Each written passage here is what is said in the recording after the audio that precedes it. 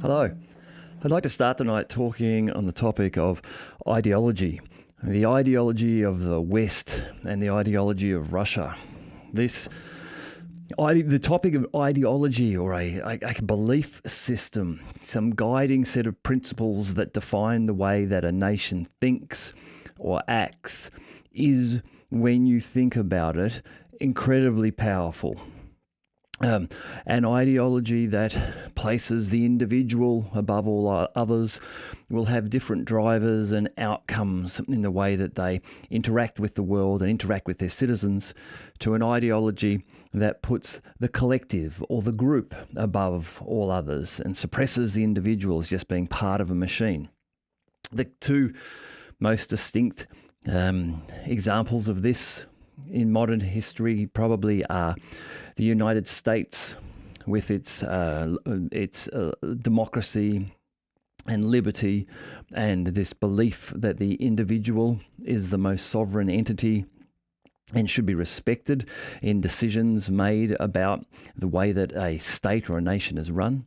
And then the Soviet Union, a communist state, a communist Marxist state with an ideology that separates and thinks about the populace and the way that the world works through the concept of groups and groups in conflict with one another. The proletariat and the Bolsheviks in the Soviet Union, and today that ideology has evolved into what we hear termed as postmodernism, where now we're fractured into many groups, and we have the concept of intersectionality.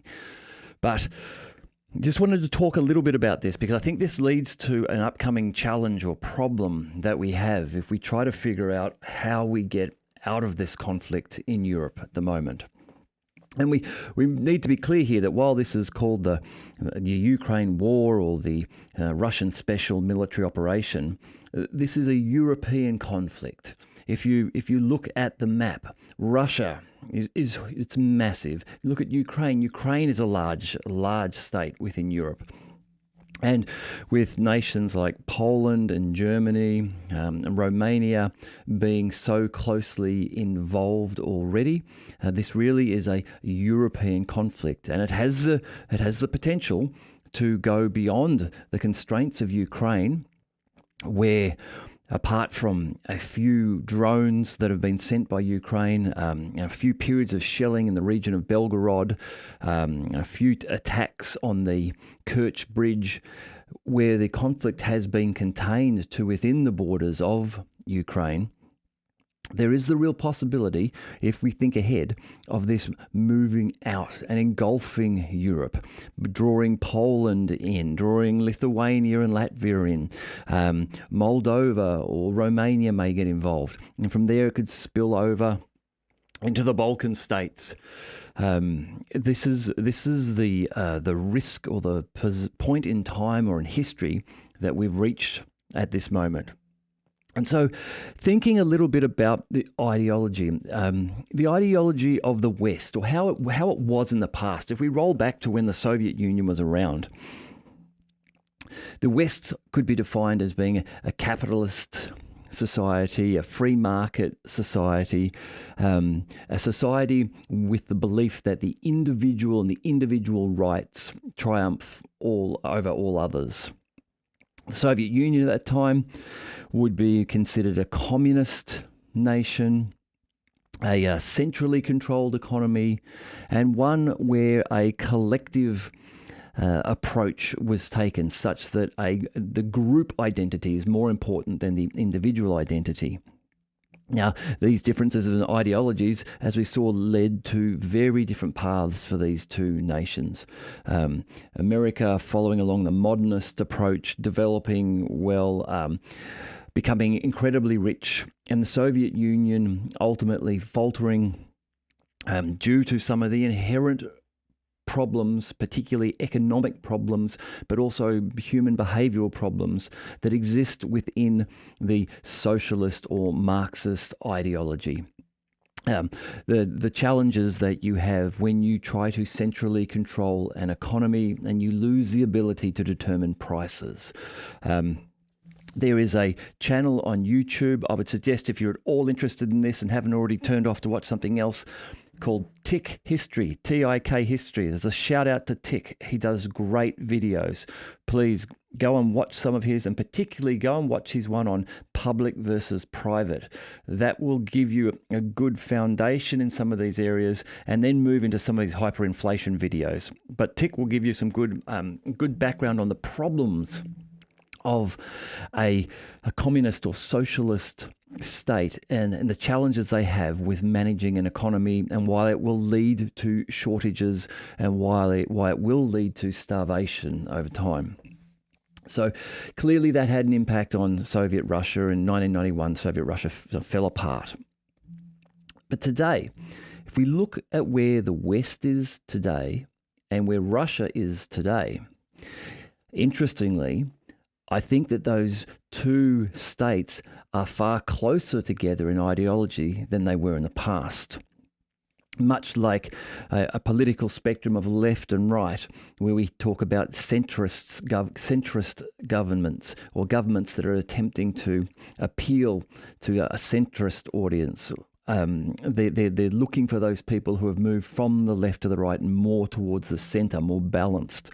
So in the West today, still capitalist in name, but very social in operation. You know, there's been a big push. There was a big push by Obama for Obamacare, which is a socialised healthcare, state-managed, state-controlled, state-funded and supplied healthcare. There's social welfare in America, you know, a large social welfare. In other nations where I live, it's known as the dole. In Britain and Wales at this stage, they're looking at taking this sort of thing even further and providing it not only to people who socially need some help, perhaps some financial help for a period of time, but they're looking at pushing out something called the UBI, the Universal Basic Income, where once you leave school, you will just be offered this income for doing nothing. It will just be an income so that you can survive, which has its whole own bag of problems associated with it. Maybe in another video we'll go into that. So the West, the US in more modern times, I would suggest even some state control of the economy. There's things in there like there are sanctions put in place to assist areas of markets of the American economy. There are all sorts of interventions made by the government in the operation of the economy. During the COVID period of time, there were lockdowns.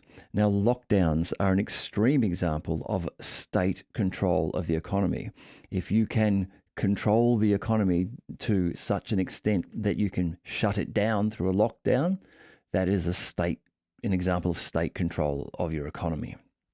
So in those respects, the US is in some ways moved more towards the centralized state government control model of the old Soviet Union. I'm not saying they've gone all the way there, of course, not at all, but there's been more of a move towards that way. The American and the West in general, many suggest that they are suffering now under an ideological crisis as they move from what was a modern ideology, which was born out of the 1700s, philosophers and scientists of that stage who believed there were objective truths and that science had great value, to now from what has originated from the 1960s through some of the French philosophers and coming through the American universities, a postmodernist movement.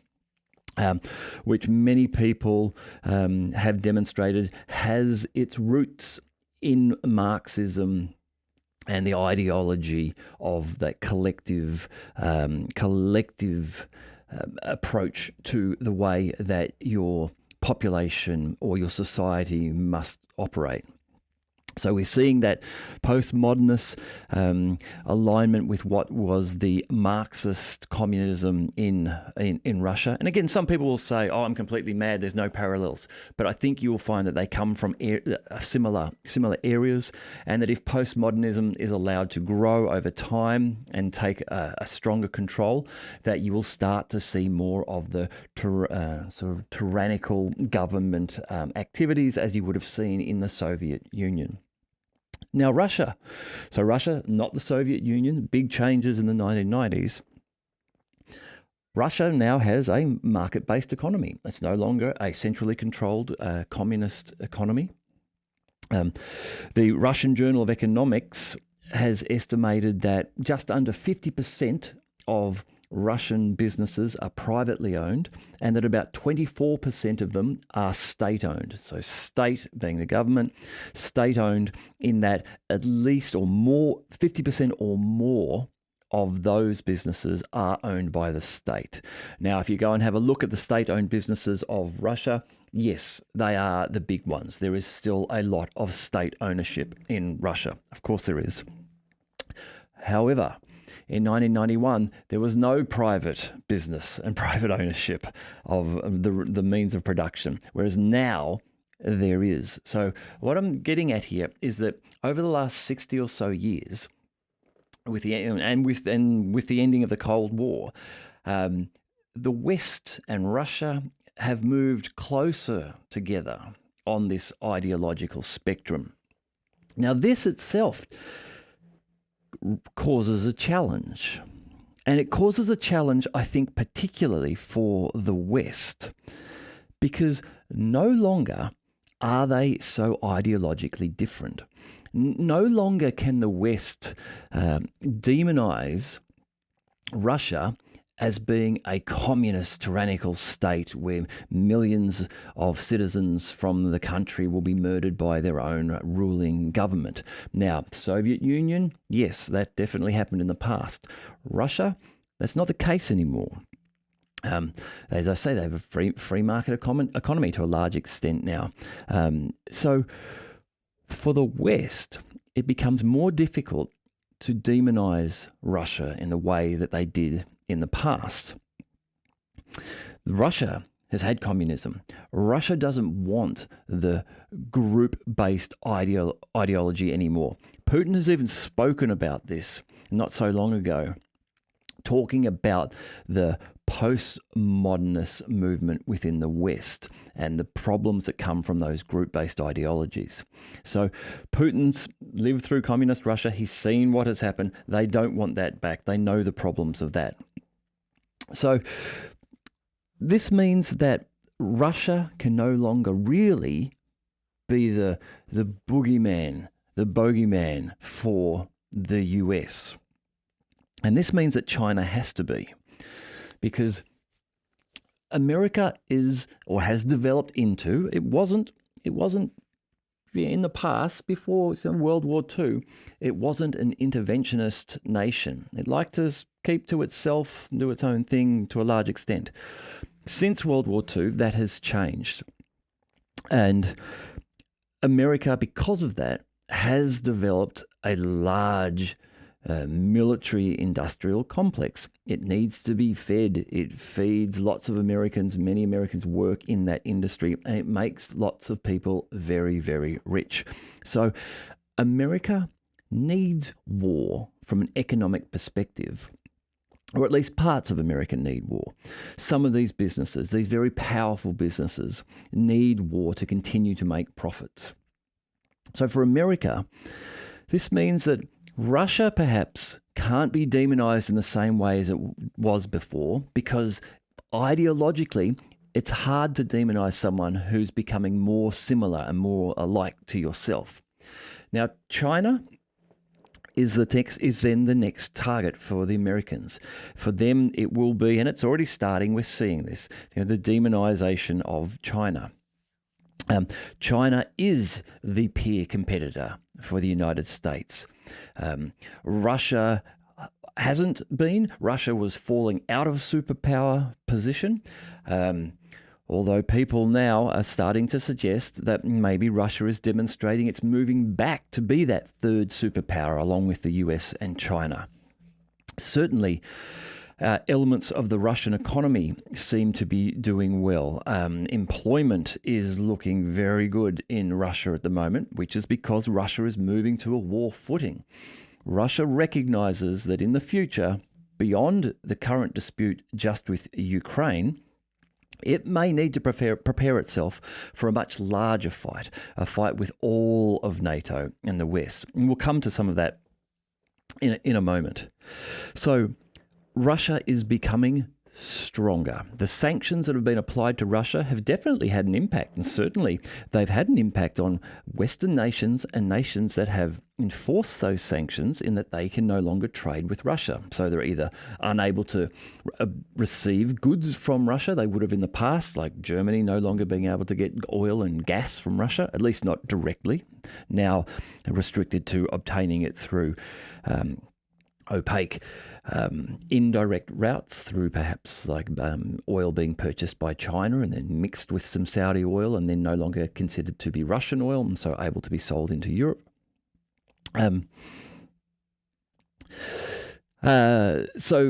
Russia, those nations that are putting sanctions against Russia, then they themselves are suffering to some extent. They're no longer able to sell their goods to Russia.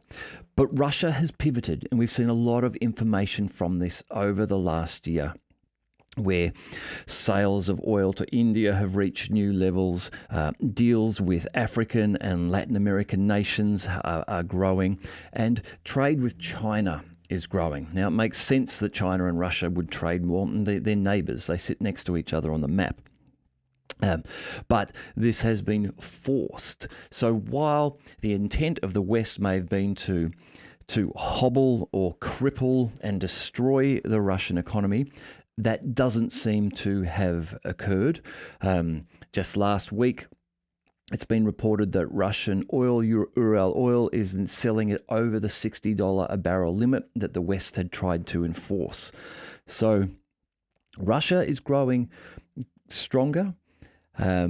It's making large outreach activities around the world, particularly with Africa at the moment. And again, I'll come back to that in a moment. But this means that for the US, if they really do want to try to tackle China, if they really see China as a threat, and economically, China is a threat. China is growing. However, China has got its own demographic problems it's facing in the future. Due to its one-child policy in the past, it's in a position now where it has a severely aging population. And China's population of approximately 1.4 billion people is expected to decline over the next 25 years to 2050, purely because they don't have enough young people of childbearing age to continue those growth numbers. So, but putting that aside, assuming that the Americans do see China as the major threat and someone that they can't work with, there's a lot of saber rattling going on at the moment around Taiwan. This is another geopolitical hot point where we could see at any stage a conflict arise. Fortunately, it seems that China is not so keen to actually start a war over Taiwan and will perhaps just use the threat of invasion and economic force to perhaps convince Taiwan that it would be better off to accept a peaceful relationship with China than accept too much Western influence and military aid and get into a dispute with China over that. But that's a different topic for another day. But if America sees China as its primary geopolitical competitor and threat, then maybe there is a positive point here. Maybe there's a chance for something positive, at least in the medium term, which is if the US were to decide that China was the threat, then this proxy war that they fought with Russia via Ukraine, which has left Ukraine destroyed, which has, as John Mearsheimer says, the US have led Ukraine up the primrose path and they have seen it be wrecked. And that is what is happening to Ukraine. There is no question that it is being wrecked in more ways than one. But if the US were to decide that they'd had enough and that, in fact, working with Russia, resuming trade with Russia, would be a more successful strategy to enable them to, in the coming years, then take on China, then this might be one avenue of thinking where we might see a reason, a strategy that the US could use to get out of this conflict. Now, if it was to happen, I believe that it would require a change in the government in the US. So Joe Biden, the current US president, he is in a position where, as we're seeing more and more each day, he is intimately tied to Ukraine. While President Obama was president, Joe Biden was vice president, and during that period of time, Joe Biden spent a lot of time and had Ukraine relations under his remit. Just this week, we are seeing information starting to come out that perhaps some of that, or some of those dealings by the Biden family in Ukraine may not have all been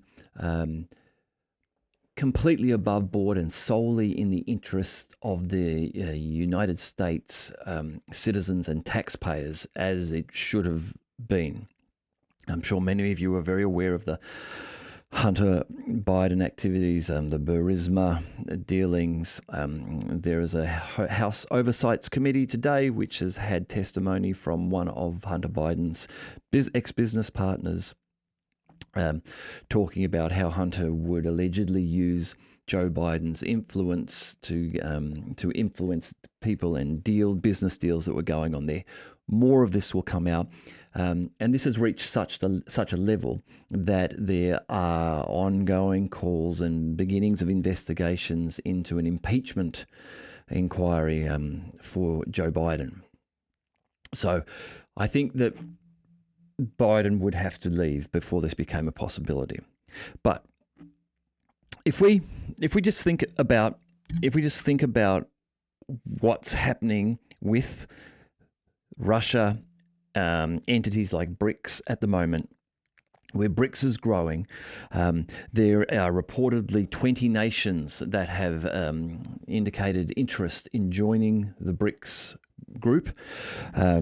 There are more and more reports of nations beginning to cease their global trade in US dollars and instead trade in Chinese RMB or look to trade in their own currencies. India and Russia are looking to do this over oil deals. Argentina has done this in a recent loan repayment to the International Monetary Fund. These sort of global geopolitical changes in terms of the reserve currency have an impact upon the strength of the United States as a global power. One of the big strengths the United States has is its currency being the reserve currency. As I said before, it can use this as a tool against nations, as a sanctions tool. If everything internationally between nations is traded in US dollars, and then the US says to a nation, you are sanctioned, you can't purchase US dollars and you can't buy in US dollars, suddenly that nation has no ability to purchase goods unless it goes to a black market. If, however, other countries become accepted, other currencies become accepted, now those nations have the ability to trade in another currency, which diminishes the power of the US sanctions. So,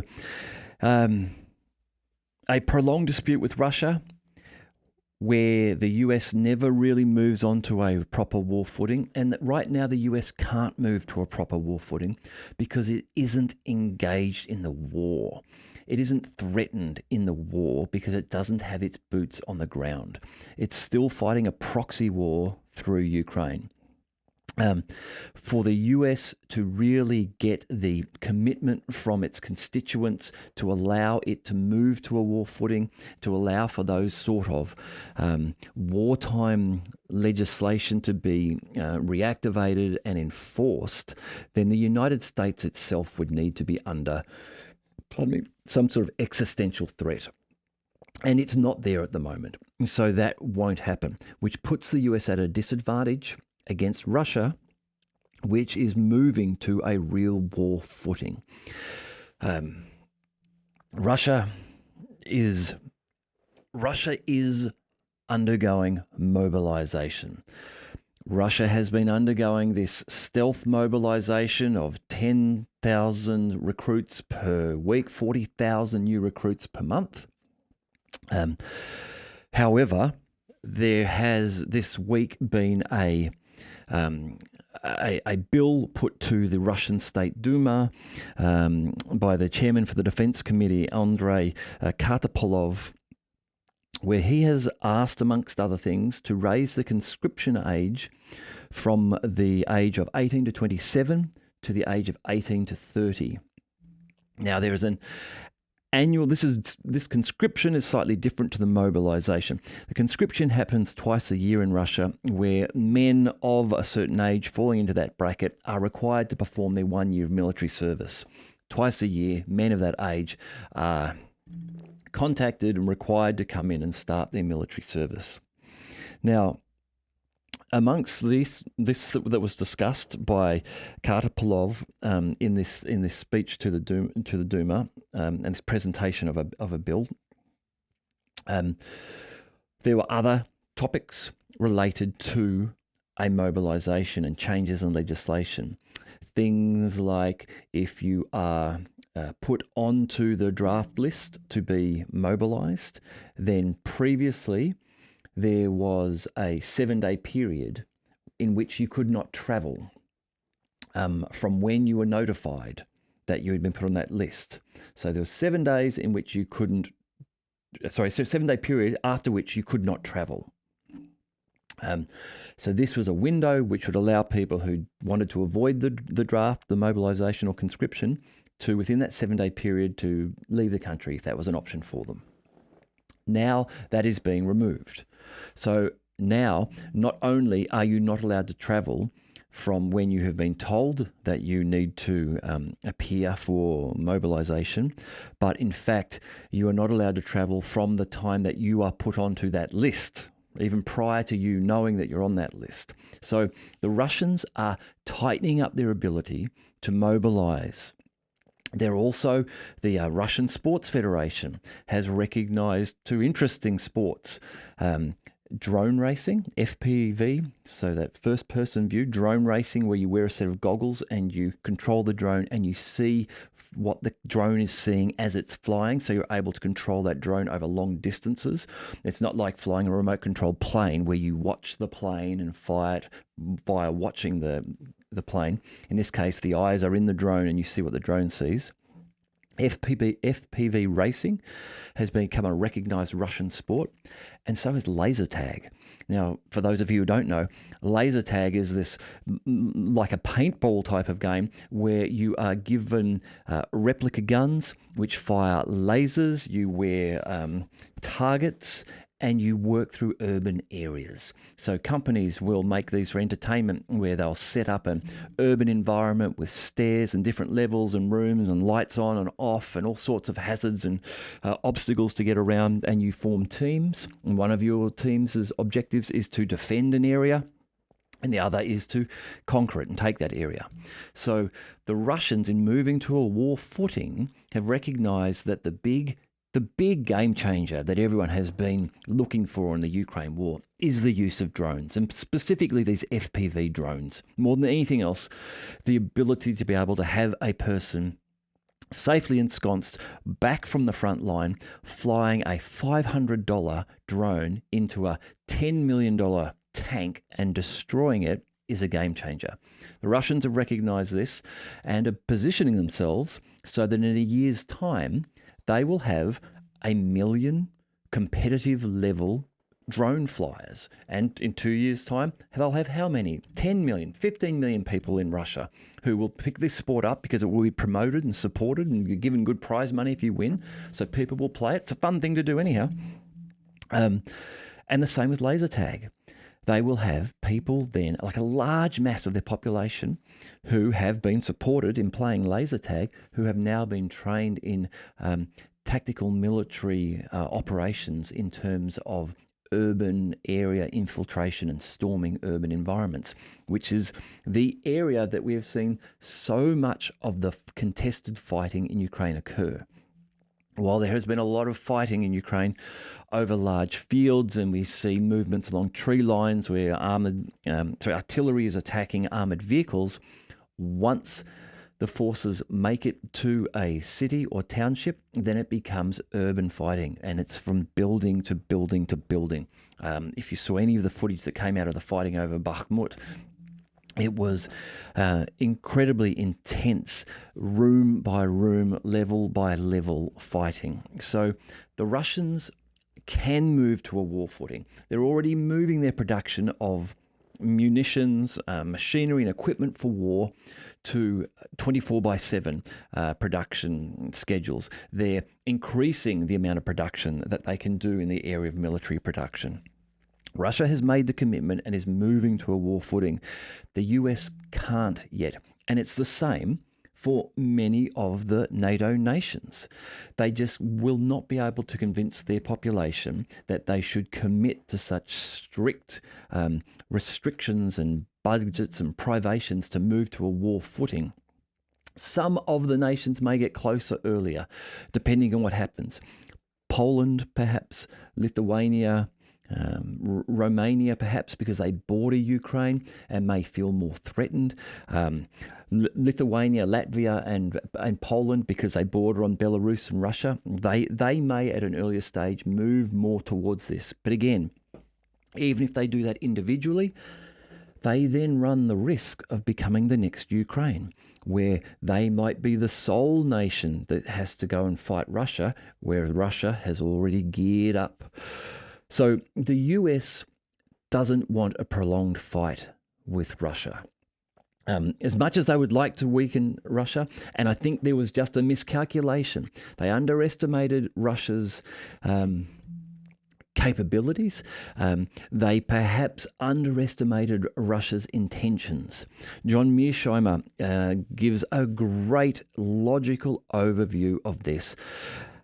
The fact that the Russians only had about 190,000 troops on the entire border with Ukraine in February 2022, before this war began, is an indication that Putin was not looking to conquer Ukraine. Right now, there's talk of raising 500,000 more Russians to go and fight.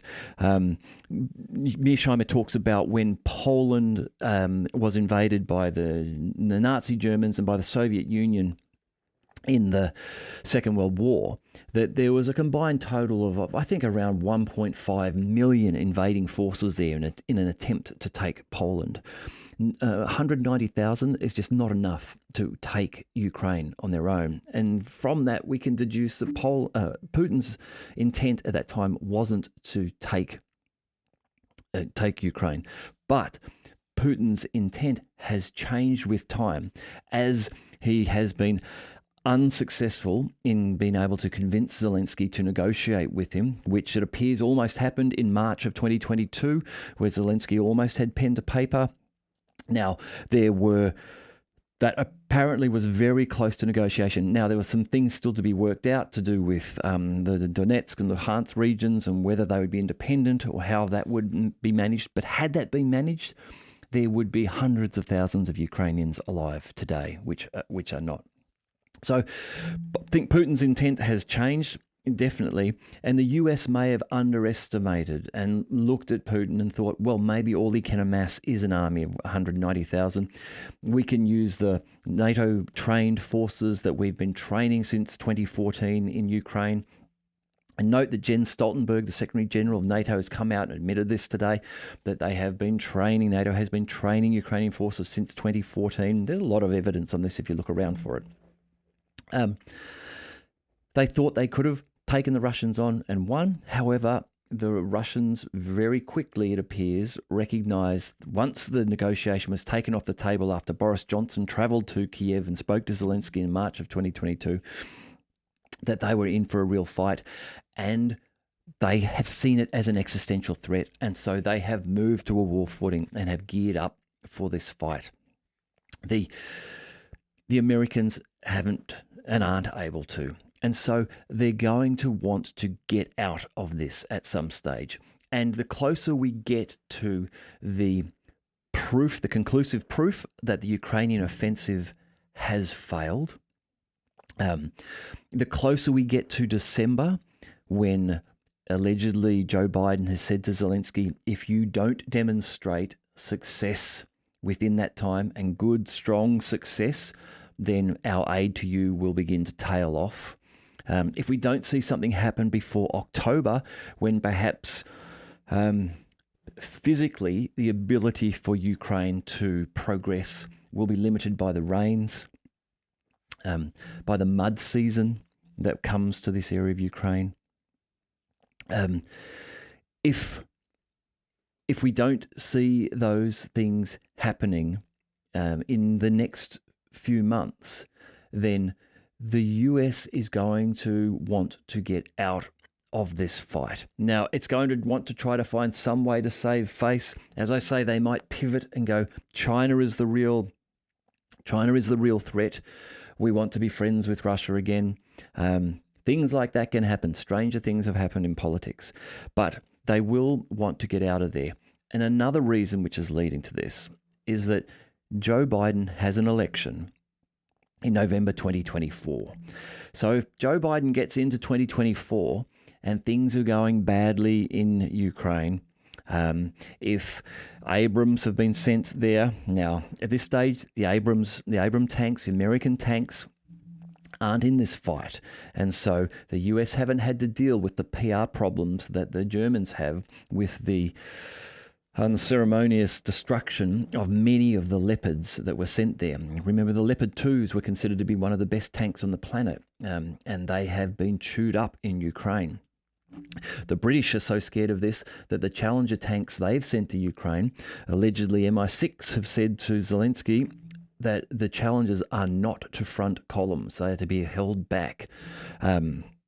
Because the British don't want the PR disaster of their Challengers being splashed all over the front page of the Western press, burning as the Leopards have. Now the Abrams, it's the same thing for the US. This is part of the reason for the delays. They don't want them to go there because they're not confident that they will do well there. In reports from today, the US are giving Abrams to Ukraine, but they won't be the M12As. It won't be the more modern tanks versions of the Abrams, which have the very heavy depleted uranium armor and upgraded electronics. Instead, the Ukrainians will be given the old M1A Abrams tanks, and that won't be until at the earliest in September. Apparently some of those tanks have been sent already, and they're in Germany undergoing refurbishment at this stage, and will be available for the Ukrainians to use in September. Now, come September, October, as they start to arrive, is when the rains are likely to come. Again, we may not see these Abrams tanks operating on the front line for some time, or perhaps at all. Now, it's a similar story with the F-16s. Report I read today, another Ukrainian Su-25 shot down. Reports from the Zaporozhye region and Kherson region of the Russian Ka-52 attack helicopters working aggressively and openly in these areas. So clearly on the front line, there is an overmatch of Russian air defense capability to Ukrainian air defense capability. This impacts the ability for the Ukrainians to fly their jets to the front line and use them for close air support. There was, interestingly, one mention of that, I think, yesterday, that there was some Ukrainian airstrikes involved in a push, which may have been through the Zaporozhye or South Donetsk area yesterday, but that was unusual to hear that. Reports are that 25 or 26 Ukrainian jets have been shot down since June, in the last 2 months. So the attrition rate there is high. The US is well aware of that. And again, from the same PR perspective, remembering that the British want to sell their Challenger tanks to other nations. They want to sell them to African nations. The Americans want to sell their tanks to other nations. They want to sell their jets to other nations. If it's reported that in the first day of fighting, F-16s are brought down by the Russian S-400s air defense systems, then the confidence of buyers in those products decreases. And that has a big knock-on effect to the industrial military complex of America. If they suddenly find that when they go and look at Middle Eastern nations, Latin American nations, African nations, to try and sell their military wares, and they're coming up against Russian products, then maybe they start to lose sales. So the Americans will want to get out of this fight, and they will want to get out of this fight soon. I think this concept of, if there's no positive results shown by December by the Ukrainians, that the Americans will start to decrease their funding. I think that holds some water, because it's getting close to that time where Biden needs to make a decision. If it looks bad, he needs to cut his ties to this war and conflict in Ukraine. He needs to start blaming Zelensky for having screwed things up. With all of the amazing Western support he's been given, he managed to cop it up and make him the scapegoat. Or he needs to start to push it to NATO, and it'll be NATO management of it has been bad. But Biden can't afford to go into the November 2024 election with a dead albatross of a destroyed and failed Ukraine around his neck. So either he cuts his losses soon and tries to gloss over and blame others and get through the 2024 election, or he needs to see some success.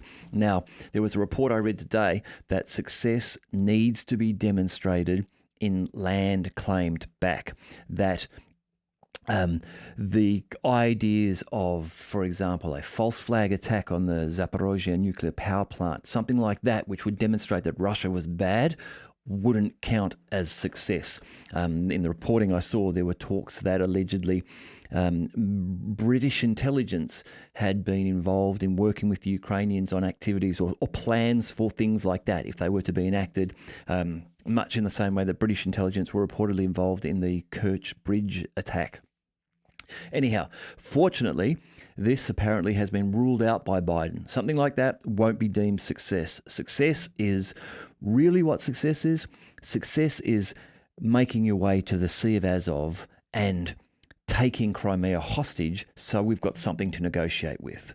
Now, if that were to happen by December, Putin would be all over this, and support would continue, because then he could roll into that election in November saying, look what we've done. Together with Zelensky, we've taken Crimea back, we're negotiating with Putin, and he has to give back all of Ukraine now because we've got Crimea hostage.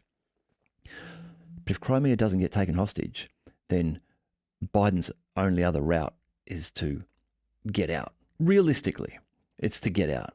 Now, later on, I'll come to some other possible things that could happen. Hey, in war, anything can happen. But logically, I think Biden probably just wants to win that election and get in for another 4 years. Post that, what might happen? Who knows? But at this stage, that's going to be his primary focus, to get in there. So Biden's got that to worry about. Now, Putin's got an election too. In March of 2024, the Russian elections come up. But I don't think that Putin has the same problems.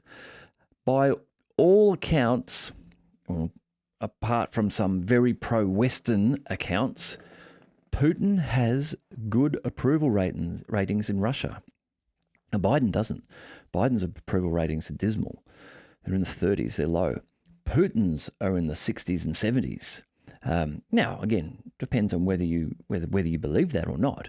But there are lots of people reporting that Putin's approval ratings are very high in Russia. So he's got that on his side. Even earlier in the year, Xi Jinping commented openly and publicly that he felt that the Russian people would most certainly vote for Putin in the 2024 election and that he would expect to see him as the president again. Now, interestingly, the Russian constitution limits you to 2 terms of being a president. But Vladimir, in 2021, undertook some constitutional amendments that effectively reset his previous terms. Now, I haven't gone into the detail of that, but it does make me smile because I thought, well, if you can only have 2 terms and you've had your 2 terms, well, then how can you proceed and still be a president? If you can't change that constitution, well, you don't change the constitution. You find a way just to reset and negate the ones that you did before. Anyhow, so Putin can go for president again. And many in Russia see him as a steady hand, a calm leader, a steady hand, particularly, for example, in comparison to some of the outbursts of Joe Biden, when he, about midway through last year, when he was claiming that nobody wanted to be in Xi Jinping's shoes, that he was a dictator recently. He said that, and and getting quite worked up and aggressive, sort of losing his cool. Putin always seems to keep that cool demeanor, and the Russians appear to appreciate this. So I don't see any great threat emerging to stop Vladimir Putin from winning his election. Now, his election is in March of 2024. Simplicius, the thinker, who writes amazing articles on Substack, has done an article just recently on the mobilization in Russia. And he does call it out as a point that the timing of the mobilization may be impacted by the election. There is a window of time that if the Russians were to mobilize, they could do that very soon. If the Russians have effectively had enough of this fighting themselves, would like to get it over and done with, recognize the Ukrainians are in a tough spot with the West running out of ammunition to provide to them, perhaps aware of the fact that Biden's cut his election coming up and that he may want to cut his losses if there isn't a big success. The Russians may want to ensure there is not a big success. Refresh with new, fresh recruits, bolster their defences so that we get to the October rains and then we get to December and there is no chance that that success will be achieved. And effectively the US stop their funding, which will stop the war, because the Ukraine on their own can't sustain this fight. They're completely dependent on Western funding to fight. So if that were the case, we may see this mobilization happen soon. Logistically, it would perhaps be easiest to do in August, where we are now. So we might see that spinning up soon. If not, then it would likely happen after March 2024. And that's purely because if you are going into an election and you feel that suddenly having 500,000 young men of voting age who've been conscripted and called up to fight may not help your election chances, then you might just pause on that until after the election. However, if Putin's confident that going in now, conscripting now, and having a success and effectively getting to December and being able to push forward, perhaps pushing forward and retaking Kharkiv, perhaps making a move on Odessa, but showing real success, he might find then that getting to the March election with those 500,000 mobilised forces, they may be very keen to vote for him. So interesting. If we see the mobilisation kick off soon, it could be this month. If not, it'll probably be after March of 2024. Also, we're seeing things in the US which are not good for Biden. Donald Trump, ex-President Donald Trump, is leading the challenge for the Republican nomination for the presidency. So in the US, the Republicans need to choose who they're going to put forward. He's leading that by a mile. He's got over half of the vote. He's got 54% of the vote. I think he's got about a 37% lead over the second place runner, the closest person, which is Ron DeSantis. Now, Ron DeSantis is a good candidate, a good Republican candidate. So it's not as though Trump is leading over someone who is soft and lightweight. For Trump to be leading by that much over DeSantis means that Trump is really leading. So it looks most likely that the biggest lightning rod of media and publicity that we've ever seen will be Joe Biden's contender. And I've got to say, Joe Biden will struggle.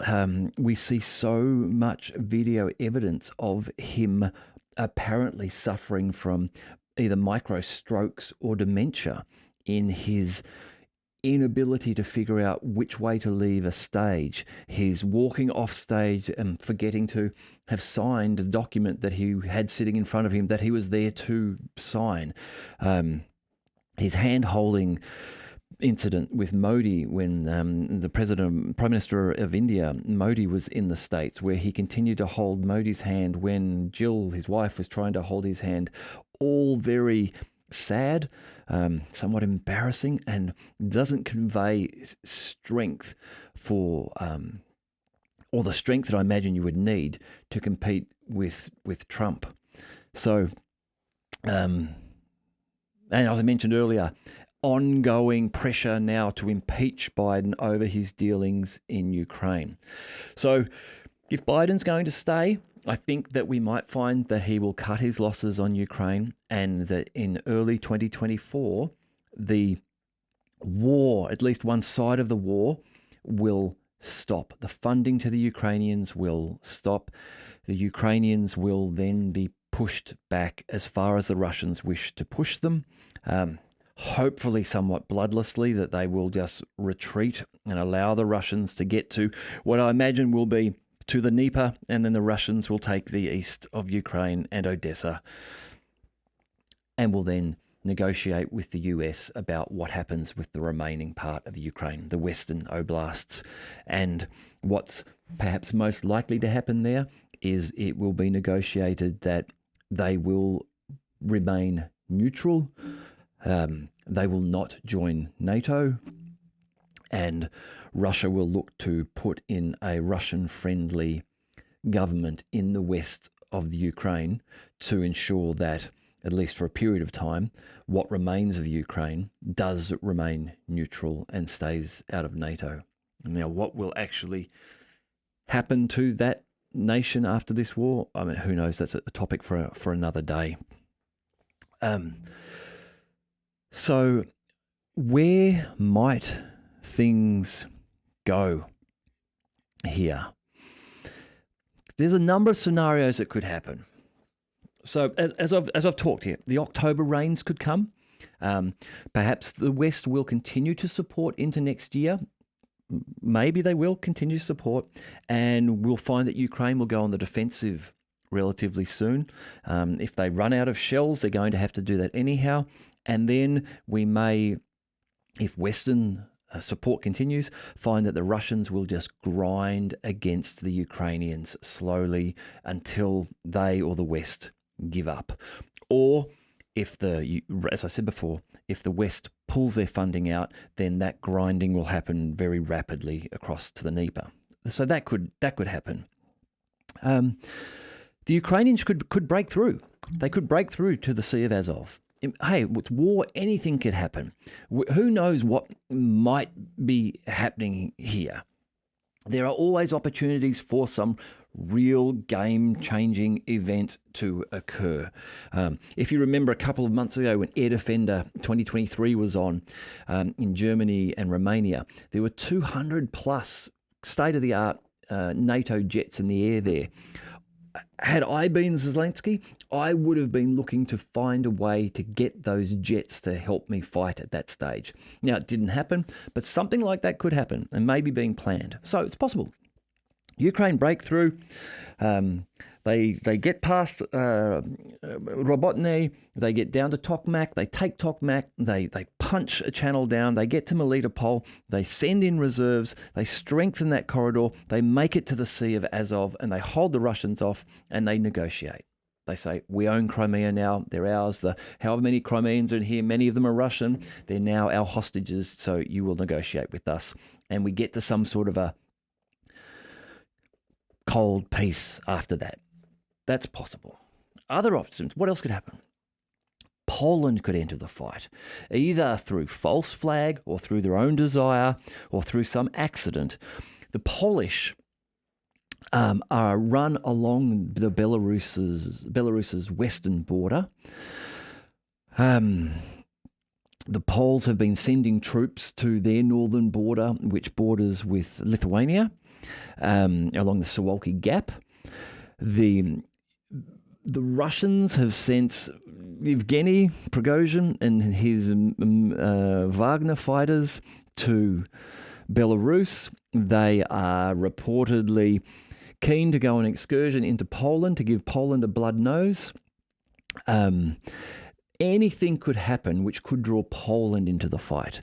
Now, if Poland gets into the fight, then we might see a change in the balance, or we may just see a larger scale conflict, and we may see one that drags on longer, because now Russia, which has geared up its military production, is on a war footing, says, okay, we don't want to, but we'll take on Poland as well. Belarus will join us. Belarus will help. That may happen. We may see that. We could even see something weird happen where if the Russians get to a point of defeating Ukraine and negotiating, and Poland gets into the fight to help out, and Polish troops are in the west of the Ukraine, we might find, as some have suggested, that Poland lay claim on the western oblasts of Ukraine. Now, this is something that's been mentioned by a number of people, is that Ukraine may get to a weakened position where they call Poland in. Poland's offered to put troops into Ukraine already. They might accept that and then suddenly find that they've just invited another occupying force in. Ukraine have become so weakened, they're going to lose anyhow, that Poland say, well, you know what, Russia, if you're going to the Dnieper, well, we're going to push to the Dnieper and we'll claim this land here as Poland land. So look, I'm not saying that will happen, but these are things that could happen depending on how Ukraine is weakened. And if that happens and the Russians say, all right, we'll let you do that, but you know what? We want to put a land corridor across the Suwalki Gap. We are now going to have a 40-kilometre land corridor which you'll give to us and Lithuania will give to us to allow Kaliningrad to be connected to Belarus and to Russia, so we can move freely through there. We've got access to our only ice-free port all year round in the Baltic. Who knows what will happen geopolitically to Europe if Poland were to get in there? We could see a dispute in the Baltic. So the Baltic nations are all the seven Arctic nations are, well, almost all NATO except for Russia. They would have all been NATO, except that Hungary has failed to ratify Sweden's entry into NATO in the Hungarian parliament. Apparently, a session was called by the opposition to ratify this, and President Viktor Orban's parliamentary delegation did not turn up. So there wasn't quorum, and they were not able to ratify that. So at this stage, what a few weeks ago looked as though it was going to be an easier session for Sweden into NATO is now hitting some roadblocks. There was always talk that the change of heart from Turkey to allow Sweden in, and Hungary have always backed their position off Turkey. So while Turkey was saying we wouldn't let Sweden in, Hungary was also saying we won't allow them in. When Turkey said we will let Sweden in, Hungary was expected and did say, okay, we will agree and we'll also ratify and let Sweden in. But they haven't. So this may not be the end of it. There may be a future meeting where Sweden will get in, but it's interesting that this roadblock has been thrown up by Orban. But we might see, a dispute starting up there on another front.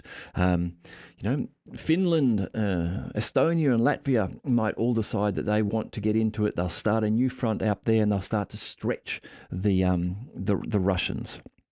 There's an area up there. John Mearsheimer was talking about this the other day on an interview I saw, where as Arctic ice retreats, lands open up, new drilling grounds. So we may find some naval dispute occurring up in those waters there. And then the other area that we might see a dispute, obviously, is in the Black Sea. So the Black Sea, we've got Russia, Georgia, Turkey, Romania, and Ukraine surrounding that sea.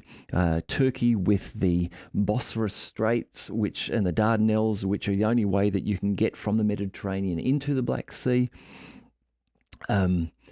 This is a very tense area. I saw an article today. I've not been able to corroborate it, but I saw an article indicating that an Israeli ship had travelled through the Bosphorus and up to the Danube, which is the river which forms the border with Romania and Ukraine. This is on the far western side of the Odessa Oblast.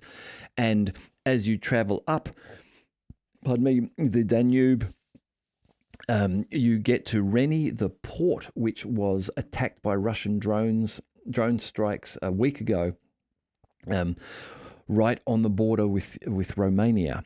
So on this one, I'm taking this with a grain of salt because I've only saw it on one location before I started to make this video. But there was a report of an Israeli ship traveling up there. If that is true, then that's a very bold move. I will wait until I see more information to corroborate that has really happened, though, before I start to factor in what that might mean in terms of Black Sea tensions. But the Black Sea is rife for it. There's the Turk Stream pipeline. It's a pipeline that runs from just southeast of the Kerch Bridge, the Kerch Strait, and runs across to near Istanbul in Turkey. These sort of things, the Russians have ships out patrolling these lines to keep them free from destructions. Obviously, the Russians don't want what happened to the Nord Stream pipelines to occur to the Turk Stream pipeline, as this is a way that they can export material through Turkey.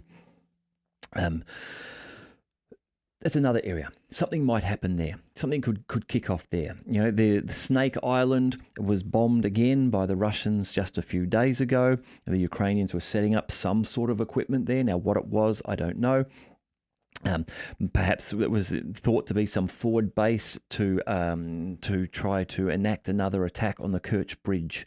So the Kerch Bridge, obviously, if a major attack was completed on that, as happened last year, the most recent attack was successful in it was disruptive, but not successful in terms of stopping operation of the Kerch Bridge.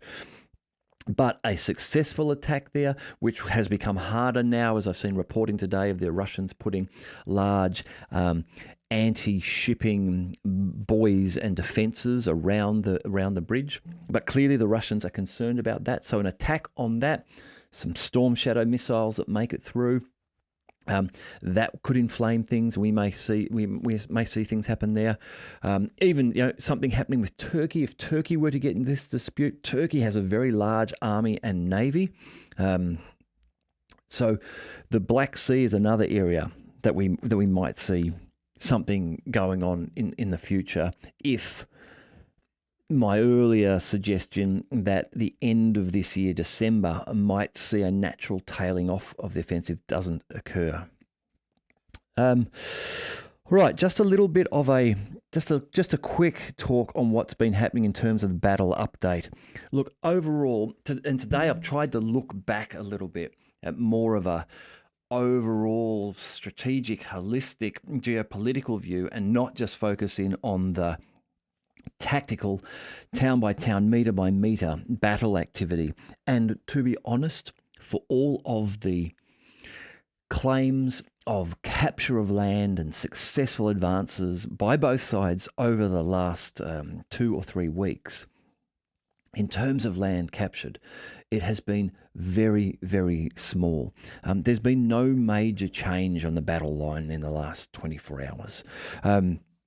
However, Russia does appear to still have the upper hand in the northern areas up near Kupiansk area there. There are reports, as I said earlier, of Ka-52 Alligator attack helicopters operating freely up there. In the Donetsk and southern Donetsk and Zaporizhia regions, again, it's a stalemate. We have this fighting, a heavy fighting around Klishchiivka, just to the south of Artyomovsk or Bakhmut. Now there has been heavy fighting going on there. Reports are heavy losses to the Ukrainians, but just unending pressure from the Ukrainians in this area on the Russians. No real success with taking control over Klishchiivka, though. Robotne, and then to the east of Robotne and Staromayorsk, there's been reports on again, off again, of these towns of being claimed by the Ukrainians and the Russians. What appears to happen in many of these areas is that the shelling of these smaller townships effectively levels them. And so that people are able to, from one side, go in and take a picture and get geolocated video that we are in Staromayorsk or wherever it might be. But in effect, they get in there and then they run out again because the shelling starts and there are no structures there to protect them. So really, there doesn't seem to have been any great battle changes in the last 24 hours. However, some points of interest. Donetsk city. A number of independent journalists, including Steve Sweeney, have indicated that there has been some heavy Ukrainian shelling on Donetsk city again in the last couple of days, and some casualties have been reported. This has been going on since 2014.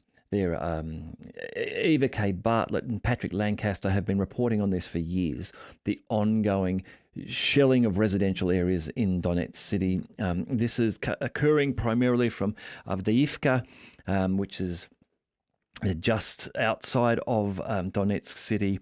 It is an area which I think is perhaps a challenge for the Russians in that they have almost encircled Avdiivka, but the Ukrainians want to hang on to Avdiivka because of the power it has in being able to shell Donetsk, and so they are feeding resources in there. And I think we are seeing, much like we did in Bakhmut, the Russians perhaps leaving a corridor open because they have fire control over the last remaining road into Avdiivka. The Russians leaving this open so as to draw in Ukrainian forces so that they can attrit them in the same tactics they applied in Bakhmut. The Kherson region, there are reports of island attacks to and fro on the islands in this area. No clear ownership. The Russians, though, appearing unhappy with what is going on. And again, the persistent and consistent attempts by the Ukrainians to establish and expand the bridgehead at the Antonovsky Bridge. The Ukrainians do have resources over the bridge and in the Dumas around that area, the Dakas around that area. However, again, reports are heavy losses to the Ukrainians in this area in trying to maintain this, but Russian reports are that the Ukrainians are pushing across in boats and are looking to expand their footprint there. In Odessa, Odessa has effectively at this stage been rendered inoperable. The ports are not operating. The airfields have taken heavy strikes as well to stop the launching of drones from those areas. There are reports of both Ukrainian missiles striking residential areas in Russia, in Taganrog, which is near Rostov-on-Don. The UN Human Rights Office spokesperson Elizabeth Throssell has spoken to TASS, the Russian newspaper, and said in the statement that parties to the conflict are required to take all feasible precautions to minimise harm to civilians and civilian objects and not to conduct attacks that fail to discriminate between combatants and civilians. This was in response to a Ukrainian drone landing in a residential area in Taganrog. There's also reports of, and this is a sensitive subject, but of Ukrainian air defense, failed Ukrainian air defense missiles causing damage on Ukrainian residential areas. There are more reports of another incident of this today. The Ukrainian claim is that it was an Russian Iskander missile that caused the damage to this apartment block. Looking at this apartment block, it's maybe 8 or 9 stories high, and the top 3 floors in one section have been destroyed. I fail to see how an Iskander caused this damage. An Iskander is over 7 meters long. They weigh a couple of tons. They're 24 feet long in the old scale. They carry 700 or 800 kilograms of high explosive, and they travel at Mach 6. The kinetic energy alone of one of these hitting an apartment block like that would level it. If an Iskander had hit this building, there wouldn't be an apartment block there. There would be a pile of rubble on the floor. Now, it's terrible that any missile has struck a residential apartment and injured people. But if we want to understand what has caused this, it is far more likely that this is the result of an air defense missile attempting to intercept an Iskander, perhaps, and failing and falling to ground. Falling to ground and exploding, or just having some defect and exploding. Remember, these air defense missiles are not meant to be placed around residential areas because they will often fire a missile out. And if that missile doesn't explode in the air and destroy the missile it's targeting, then there's a loaded missile that can fall to the ground, which may explode when it hits the ground. So I feel like this is another instance of this happening, much like in Odessa with the damage done to the church that was seen there. And again, I think all people who have taken time to do any level of investigation of that event would come to the conclusion that, again, it wasn't a Kalibra or an Iskander missile that struck the church. Again, if it had been, the church would be a pile of rubble. Go and Google an Iskander strikes. Go and Google the crater that an Iskander forms when they hit the ground. The church, one corner was damaged in one area. It was more than likely a failed air defense missile which struck the church and caused that damage. A telltale sign was in footage showing small marks over the walls inside the church, which is what you would expect to see from an exploding air defense missile. Again, go and Google, find video of what an air defense missile looks like when it explodes. They have a particular detonation ring that occurs from them remember, when they attack a missile, so when there's an air defense interceptor missile is trying to hit an enemy missile, they don't actually try to hit it per se. They try to get close to it. They get in the proximity around it, and then they explode with all these small fragments, and that does the damage. Generally, is the way they operate to take those missiles out. Okay. I think that's enough for tonight. If you've made it this far, thank you very much for listening this far. I really appreciate. I'm getting a lot of comments on the channel now, which is great. I'm really enjoying getting the feedback from people. If you haven't subscribed already, please subscribe, and I look forward to talking to you again soon.